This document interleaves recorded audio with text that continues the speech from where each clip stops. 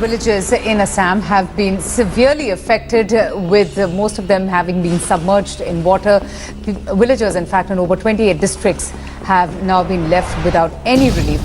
ये ध्रुवा है, भारतीय राज्य असम के धुबरी जिले का एक किसान।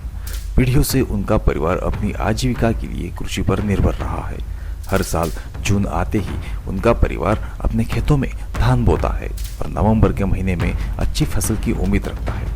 लेकिन 2017 में ध्रुवा की जिंदगी हमेशा के लिए बदल गई। आप देखिए, ध्रुवा और क्षेत्र के लाखों अन्य किसान अपने फसलों को पानी देने के लिए विशाल ब्रह्मपुत्र नदी पर निर्भर रहते हैं। उस वर्ष अप्रत्याशित बाढ़ ने उनके गांव को तबाह कर दिया और घरों और कृषि क्षेत्रों को नष्ट कर दिया। तो बिजनेस डिस्ट्रॉय हो गया, दुकानदार डिस्ट्रॉय हो गया, जो खेती है वो सब बर्बाद हो गया। इसमें ध्रुवा ने सब कुछ खो दिया। इसमें ध्रुवा ही नहीं, उनके जैसे कई किसान अपना सब कुछ खो चुके हैं। यह अचानक नहीं हुआ। 2017 में भारतीय सेना द्वारा डोकलाम घाटी से चीनियों को पीछे ढकेलने के बाद चीन ने अचानक भारत के साथ महत्वपूर्ण जल स्तर डेटा साझा करना बंद कर दिया। इस जानकारी के बिना भारत आने वाली बाढ़ के लिए तैयार ही नहीं था, जिससे 300 लोग मारे गए और लाखों लोग पीड़ित हुए। लेकिन यह तो केवल शुरुआत थी। पिछले कुछ वर्षों से चीन ध्रुवा जैसे लाखों भारतीयों की आजीविका पर अपना नियंत्रण बढ़ाने के लिए कड़ी मेहनत कर रहा है। यह देश का गला घोटने के प्रयास में भारत की सबसे बड़ी नदियों में से एक नदी को सुखाने के लिए बड़े पैमाने पर बुनियादी ढांचा परियोजनाएं शुरू कर रहा है। और आज का वीडियो में जानेंगे कि भारत उस जोखिम को कैसे खत्म करने की कोशिश कर रहा है। परंतु वीडियो शुरू करने से पहले अगर आपने हमारा चैनल सब्सक्राइब नहीं किया और वीडियो को लाइक नहीं किया तो प्लीज़ वीडियो को लाइक करिए और चैनल को सब्सक्राइब करिए, ताकि आने वाले ऐसे ही वीडियो के लिए आपका हौसला हमें मिलता रहे। तो चलो शुरू करते हैं। यह है तिब्बती पठार, एशिया के मध्य में एक विशाल भौगोलिक क्षेत्र जो यूरोपियन संघ के आकार का आधे से भी अधिक है, लेकिन इसकी जनसंख्या केवल लगभग 5 मिलियन है। यह स्थान अत्यंत दुर्गम और लोगों से खाली है, लेकिन लोगों की संख्या इसे महत्वपूर्ण नहीं बनाती। यदि आप एशिया के इस तथाकृतिक मानचित्र पर नजर डालें तो यह तुरंत स्पष्ट हो जाएगा कि तिब्बत पूरी दुनिया में राजनीतिक रूप से सबसे महत्वपूर्ण क्षेत्रों में से एक क्यों है। यह हजारों ग्लेशियर का घर है जो पहाड़ों में ऊंचे स्थान पर स्थित है और सामूहिक रूप से ग्रह पर कहीं भी पाए जाने वाले ताजे पानी का तीसरा सबसे बड़ा भंडार संग्रहित करते हैं, जो केवल उत्तरी और दक्षिण ध्रुव के बाद ही आता है। यही कारण है कि इस क्षेत्र को अक्सर पृथ्वी का तीसरा ध्रुव भी कहा जाता है। इसी समय दुनिया की कई सबसे बड़ी शक्तिशाली नदियों के स्रोत भी यहीं से शुरू होते हैं, जैसे कि यांगजी, येलो, मेकांग, सिंधु और ब्रह्मपुत्र। ब्रह्मपुत्र, जिसे चीन में यार्लिंग जंगहो के नाम से भी जाना जाता है, एशिया की छठी सबसे लंबी नदी है जो भारत, चीन, बांग्लादेश से होकर गुजरती है। यह कैलाश पर्वत के पास आंगसी ग्लेशियर से शुरू होती है और 1000 किलोमीटर पूर्व की ओर बहती हुई नमचा बरवा पर्वत तक पहुंचती है। वहां से यह दक्षिण की ओर मुड़कर भारतीय राज्य अरुणाचल प्रदेश में प्रवेश करती है और पड़ोसी असम राज्य के मैदानों में उतरती है। इसके बाद बांग्लादेश से होकर अंत में हिंद महासागर में गिरती है। यह नदी अविश्वसनीय है। यह दुनिया की सबसे ऊंची प्रमुख नदी है और लगभग 3900 किलोमीटर लंबी होने के कारण यह सबसे लंबी नदियों में से भी एक है। ब्रह्मपुत्र नदी भारत और बांग्लादेश के लाखों किसानों और निवासियों के लिए जीवन की एक रेखा है, जो कृषि, पीने और जल विद्युत के लिए इसके पानी पर निर्भर रहते हैं। अपने पिछले हिस्से में नदी लाभ और हानि दोनों प्रदान करती है। यह कृषि के लिए उपजाऊ जलोढ़ मिट्टी प्रदान करती है, लेकिन भारत और बांग्लादेश में समय समय पर विनाशकारी बाढ़ का कारण भी यही बन जाता है। लेकिन अब विशाल ब्रह्मपुत्र नदी को अस्तित्व का खतरा बन चुका है और इसका सारा श्रेय भारत के पड़ोसी चीन को जाता है। We begin tonight with the India-China border conflict. There's a new provocation from the Chinese side over Arunachal Pradesh. चीन को इंजीनियरिंग बहुत ज्यादा पसंद है। पिछले 70 वर्षों से उन्होंने लगभग हर उद्योग में रिकॉर्ड तोड़ दिए हैं, अधिक निर्माण किया है और अधिकांश प्रतियोगियों से बड़ा निर्माण किया है और जल विद्युत भी इसका कोई अपवाद नहीं है। चीन में वर्तमान में 87,000 से भी अधिक बांधों का निर्माण हो चुका है, जिसकी दर मानव इतिहास में सबसे बेजोड़ है। सामूहिक रूप से वे 390 गीगावाट बिजली पैदा करते हैं, जो ब्राजील, कनाडा और संयुक्त राज्य अमेरिका की संयुक्त क्षमता से भी कई गुना अधिक है। अपनी आंतरिक नदियों पर बांध बनाने के बाद चीन हाल के वर्षों में अंतर्राष्ट्रीय नदियों पर ध्यान केंद्रित कर रहा है और ब्रह्मपुत्र उनमें से ही एक है। 10 वर्षों की अवधि में चीन ने ब्रह्मपुत्र नदी पर 4 बड़े बांध बनाए हैं, दागू, जिएक्सू, जियाचा और चांग, और इसमें अगले 10 वर्षों के भीतर नदी पर कम से कम 8 और बांध बनाने का प्रस्ताव दिया है। लेकिन अभी वे जिस पर काम कर रहे हैं उसकी तुलना में बाकी सब कुछ मानो फीका है। यह नदी के सबसे दुर्गम हिस्से में, जिसे ग्रेन बेंड के नाम से कहा जाता है, चीन सबसे बड़ी जल विद्युत सुविधा का निर्माण कर रहा है जो हमने कभी देखी है।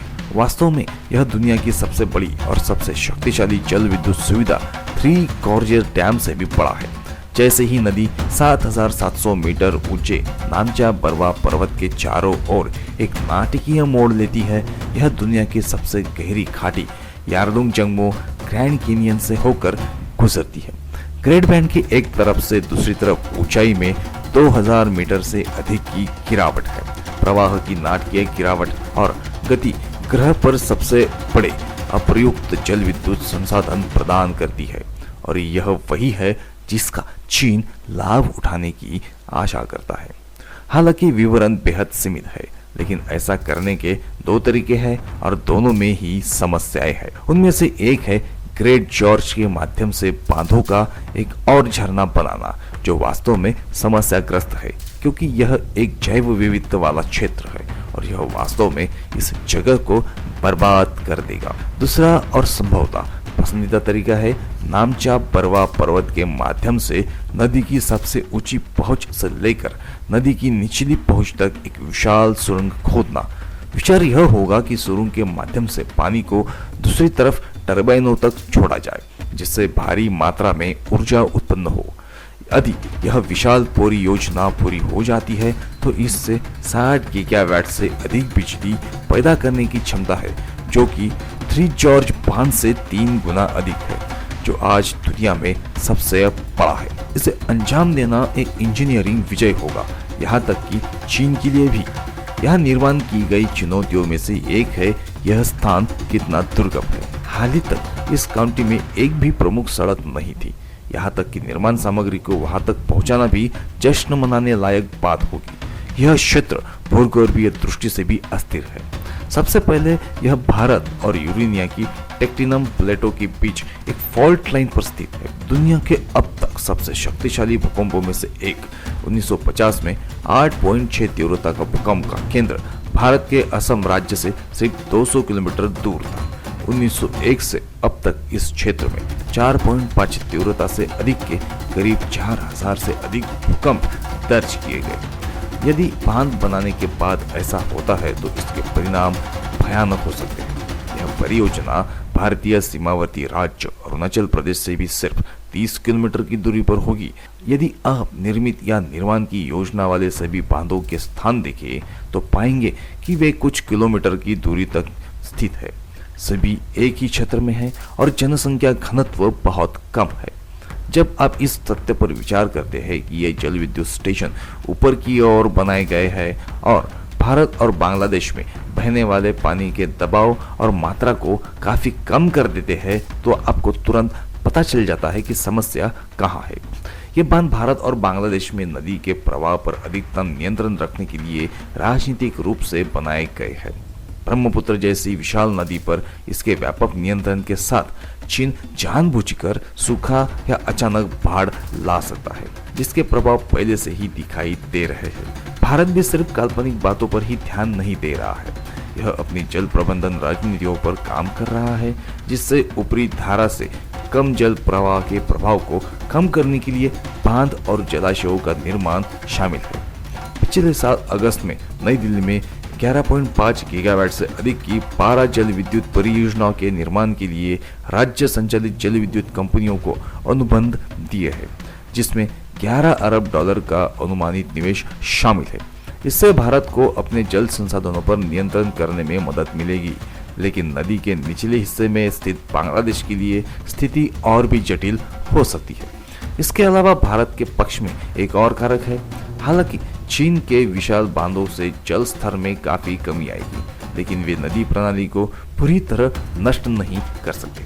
भारत और बांग्लादेश के लिए सौभाग्य की बात है कि ब्रह्मपुत्र नदी को इस क्षेत्र में फैली कई सहायक नदियों से भी पानी मिलता है। पूरे क्षेत्र में नदी का लगभग 50% प्रवाह तिब्बती क्षेत्र में, 42% भारत में, जिसमें भूटान का 8% शामिल है और शेष बांग्लादेश में है।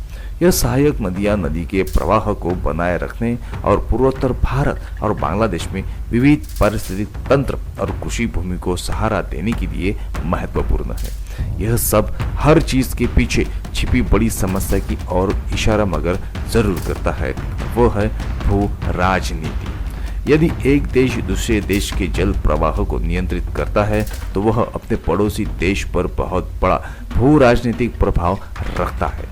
चीन और भारत के लिए यह चिंता का प्रमुख कारण है। सीमा विवाद और संसाधनों और राजनीतिक प्रभाव के लिए प्रतिस्पर्धा के कारण दोनों देशों के बीच पहले से ही कठिन संबंध बने हुए हैं।